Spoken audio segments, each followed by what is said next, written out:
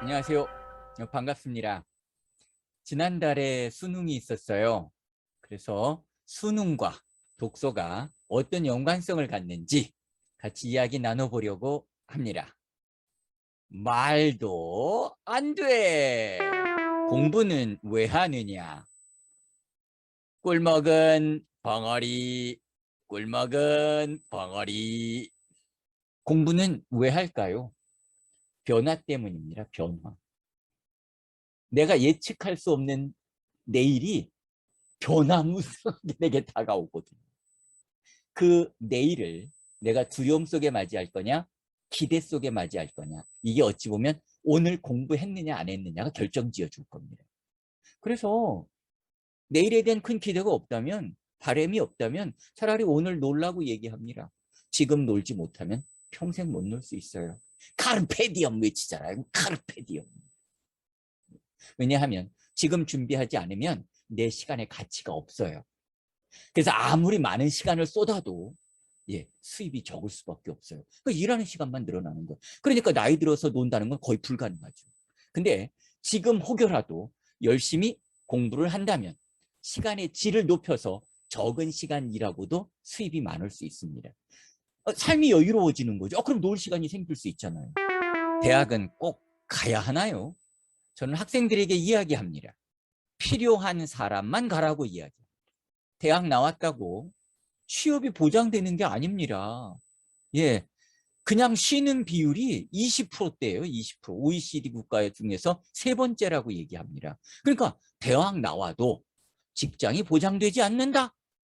이런 현실 속에서 왜 누구나 다 대학 가려고 하느냐는 얘기입니다. 이런 비극은 왜 생긴 걸까요?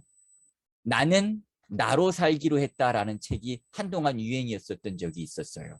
나로 살지 못한다는 거죠. 그 얘기는 나는 없고 전체만 있다는 거예요. 전체만. 그러니까 대한민국 교육의 모습이 한 개성을 살리는 교육이 아니라 전체 교육이라고요. 전체 교육의 특징은 모두 같은 걸 만들어 놨기 때문에 치열한 경쟁밖에 남은 것이 없어요. 나는 나로 살기로 했다. 그래요. 나로 살아야 돼. 그렇다면 나는 뭐죠? 나의 정체성은 뭐냐고요. 학생들에게 이 질문을 해봤어요. 도대체 너는 뭐냐? 그랬더니 아이들이 굉장히 곤혹스러워 했습니다. 그렇다면 나는 뭘까요? 나의 아이덴티티 딴 거 아니에요. 내가 좋아하는 게 나예요. 내가 좋아하는 거. 내가 축구 좋아하잖아요. 그럼 축구 좋아하는 나. 영화 좋아하는 영화 좋아하는 나. 그림 좋아하는 나. 어려운 사람 돕는 걸 좋아하는 사람은 그거 하는 나. 동물 돌보는 거 좋아하는 사람 나. 그게 나. 내가 좋아하는 걸 하고 사는 것. 그게 바로 나로 산다는 말입니다. 그러므로 취업을 위한 공부가 아니라 내가 좋아하는 것을 위한 공부를 해야 합니다. 이때 내가 좋아하는 것을 하기 위해서 대학이 필요하다면 대학 가라예요. 이건 따질 것도 없어요. 대학 가라.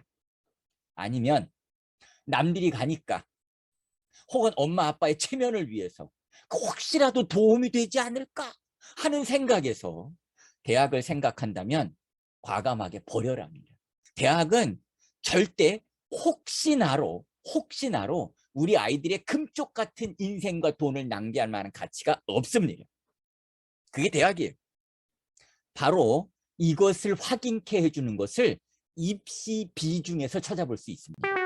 대입 전형은요, 수시하고 정시가 있는데 비중에서 차이가 확 나버립니다. 일단은 수시가요 70%대가 넘어요. 반면에 정시는 30%가 채 안 됩니다. 아니, 왜 수시의 비중이 이렇게 높을까요? 간단해요. 그 사람의 잘하는 걸 통해서 뽑겠다는 거 아닙니까? 그 사람이 좋아하는 걸 통해서 인생의 진로를 열라고 하는 얘기입니다. 어찌하든 정시하면 수능입니다. 제가 오늘 수시 이야기 나누려고 하는 거 아닙니다. 약 30%밖에 안 되는 정시 이야기 나누려고 해요. 이 정시하고 독서가 어떤 연관성이 있을까?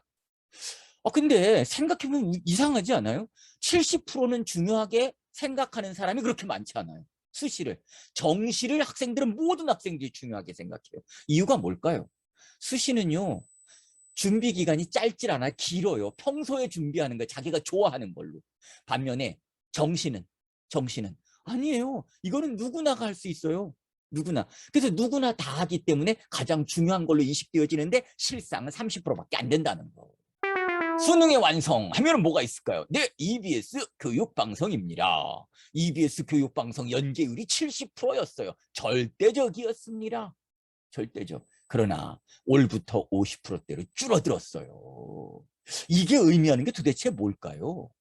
올 수능은 굉장히 큰 변화를 맞이했습니다. 여기에 대해서 어떻게 대처해야 될까?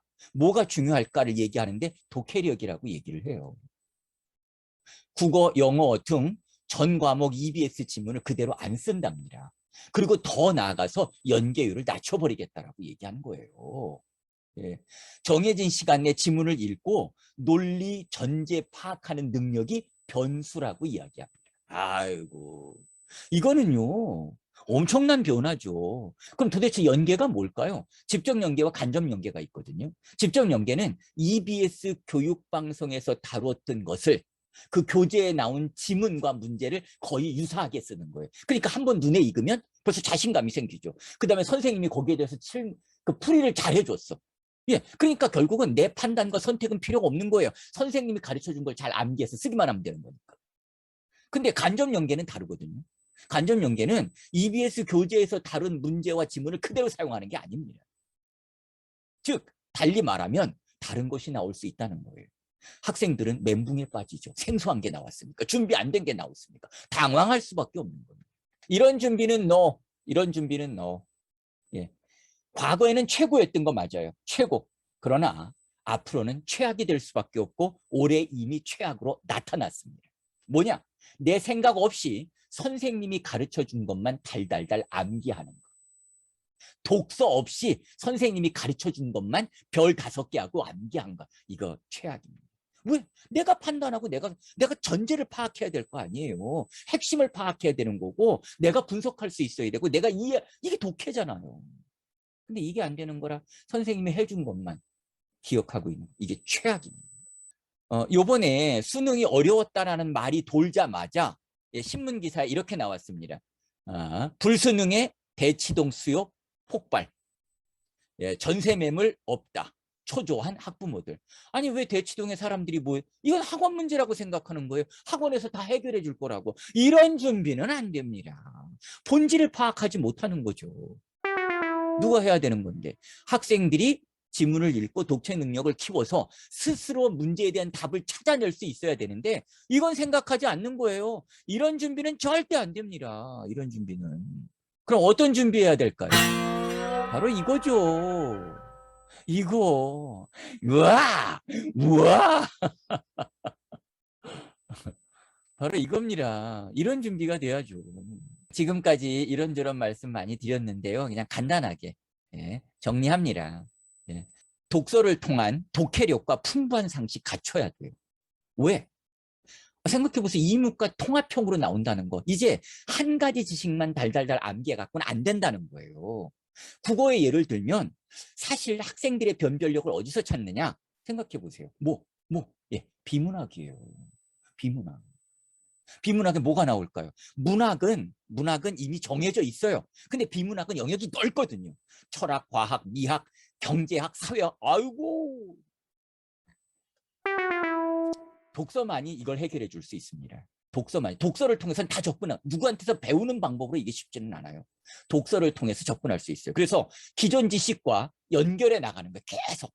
새로 들어가는 것과 기존 지식이 연결되어지면서 질문을 만들고 또 다시 찾아가고 하고 이와 같은 연결 과정을 거쳐서 응용력과 판단력을 키워서 답을 찾고 만들어가는 실력을 키울 때 30%밖에 안 되지만 전 학생이 다 보는 바로 그 수능에서 좋은 점수를 얻을 수 있다는 겁니다. 고생 많이 하셨습니다. 고맙습니다. 네, 감사합니다.